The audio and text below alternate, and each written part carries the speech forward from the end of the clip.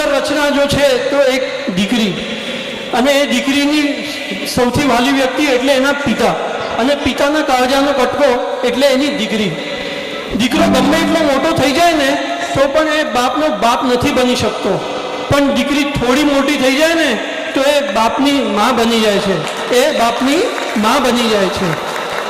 એકમાત્ર દીકરી જેવી વ્યક્તિ છે જે પોતાના પિતાને એમ કહી શકે, પપ્પા તમારે આમ નથી કરવાનું, પપ્પા તમારે આમ કરવાનું છે, પપ્પા તમે કંઈ જમ્યા, પપ્પા તમે દવા લીધી, પપ્પા તમે તમારું ધ્યાન રાખજો, પપ્પા તમારે આમ નથી કરવાનું. આટલું હકથી કોઈ પિતાને કહી શકે તો એકમાત્ર દીકરી જ હોઈ શકે. એનું કારણ પિતાને પોતાની દીકરીમાં પોતાની માની છબી દેખાય છે. તો આપ સમક્ષ પ્રસ્તુત કરવા જઈ રહ્યા છે એક પિતા જે પોતાની દીકરીને સાસરે વિદાય આપતી વખતે એની સમક્ષ દીકરીનું બાળપણ પૂરું સમક્ષ નજરે જોઈ શકે છે. પિતાની આંખો સાસરે જતી દીકરીમાં એનું પૂરું બચપન જોઈ શકે છે.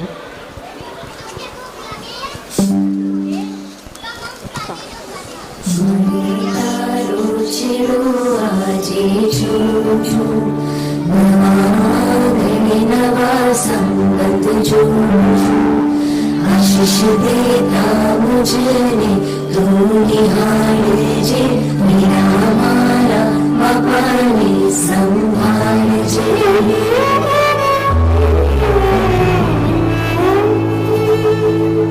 विदाईनी वसनी छे वेदना, वीरा मारा बापाने संभाळजे. जगाने संभाळजे.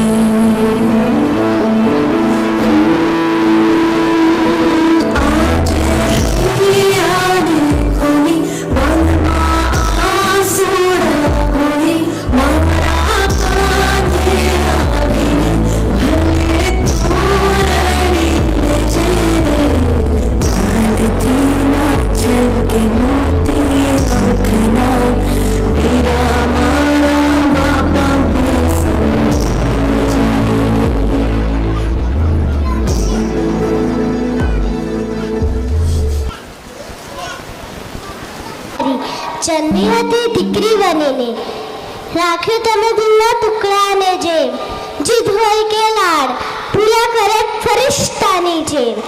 મોટી છું પણ દીકરી છું, હમણાં છું પછી જતી રહેવાની છું. યાદ આવશે તમારી કીધેલી બધી વાતો, યાદ આવશે સાથે બેસીને જમતા થઈ બધી રાતો. નહીં ભૂલો પણ તમારી, નહીં ભૂલો ઘણી બધી ભૂલો તમે માફ કરી છે મારી. યાદ તો ઘણી આવશે તમારી, પણ તમને ખુશ કરીને જવાની છે મારી જવાબદારી. જે માતા પિતાનો ભાજન ઉદય થાય એમના ઘરે દીકરો આવે, એવા સૌભાગ્યનું ઉદય થાય એમના ઘરે દીકરી આવે. એ સૌભાગ્યવાળી દીકરી જ્યારે મોટી થઈને સાસરે જાય ને પહેલો આશીર્વાદ છે ને આજ મળે છે તે સૌભાગ્યવતી ભવ. ચલ મારી દીકરી, હું તને તારું બાળપણ મારી યાદોથી બતાડું. ચલ મારી દીકરી, હું તું તારું બાળપણ ફરી એકવાર જીવી લે.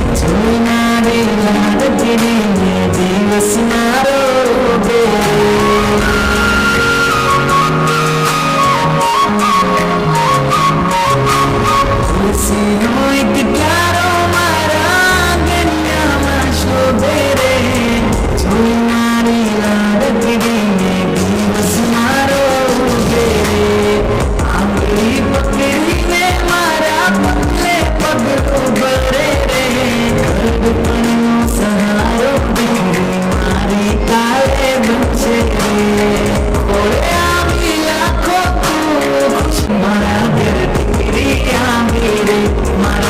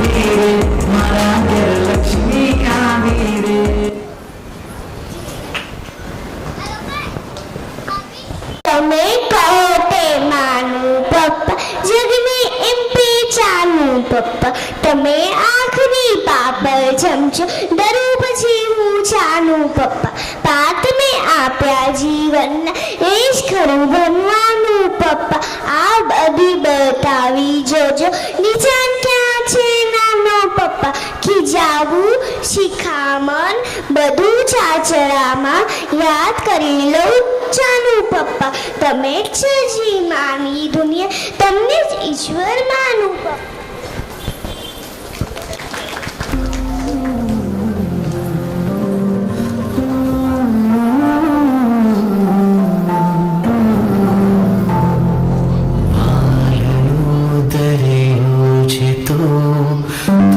છલકતો જાય છે લાલણી ઘેરાય છે તો વરસતો જાય છે તો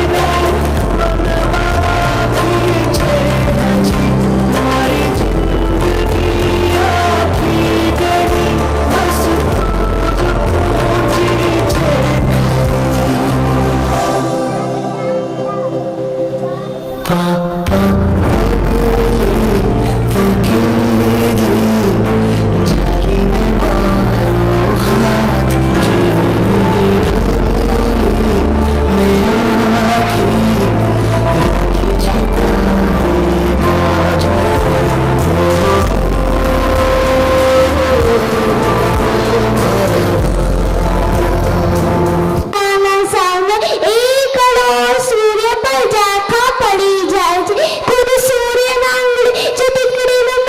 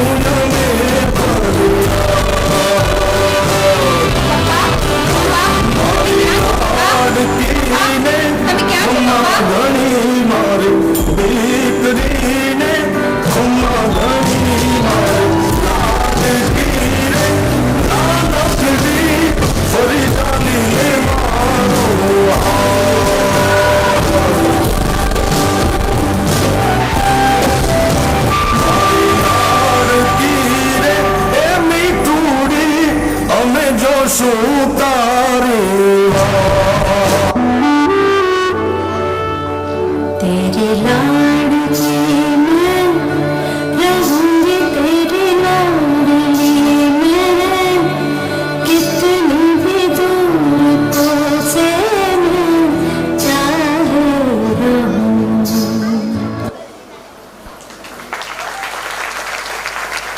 હૃદયનો કટકો આ ઉંમર ધડકતો હોય છે એ એની દીકરી. એક પિતા એ કાટકાને એ દીકરીને જીવનભર સંભાળીને રાખે છે અને એક જ ક્ષણમાં બીજાના ઘરે પારકા હાથે સોંપી દે છે. જ્યારે દીકરીની વિદાય થાય છે ને ત્યારે ફક્ત પિતા માટે દીકરીની વિદાય નથી થતી, પણ એના આત્માની પણ વિદાય થાય છે. એટલે જ કહેવામાં આવે છે કે જ્યારે પિતાનો ચહેરા પર મુસ્કાનની જગ્યા ચિંતા આવી જાય એટલે સમજી જાઓ દીકરીની વિદાય વેળા નજીક છે. જે પિતા જીવનભર દીકરીના ગાલ પર હાથ ફેરતો હોય અને અચાનક માથા પર હાથ ફેરવા લાગે એટલે દીકરીની વિદાય વેળા નજીક છે. કેટલો પણ કઠોર સ્વભાવનો પિતા હોય પણ હવે જ્યારે દીકરીની આંખો જોવે ત્યારે એના આંખમાં પાણી આવી જાય એટલે સમજી લેજો કે દીકરીની વિદાય વેળા નજીક છે. જ્યારે વિદાય થતી હોય છે ને ત્યારે દીકરી બધાને મળી લે છે, પણ સૌથી છેલ્લે એને પિતાને મળે છે. કેમ? કારણ કે દીકરીને ખબર હોય છે કે પિતાને મળશે એના પછી એ કોઈને મળવા જેવી નહીં રહે.